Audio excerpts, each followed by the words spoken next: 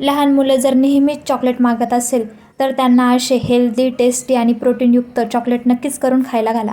चला तर मग करूया. सगळ्यात पहिले तर मी घेतले 1 वाटी फुटाणे, 1 वाटी गूळ आणि आवडीनुसार ड्रायफ्रूट. फुटाणे छान स्वच्छ करून घ्यायचे. नंतर एका कढईमध्ये तूप घालून ड्रायफ्रुट्स छान ड्राय रोस्ट करून घ्यायचे. आता छान आपले ड्रायफ्रुट्स ड्राय रोस्ट झाले.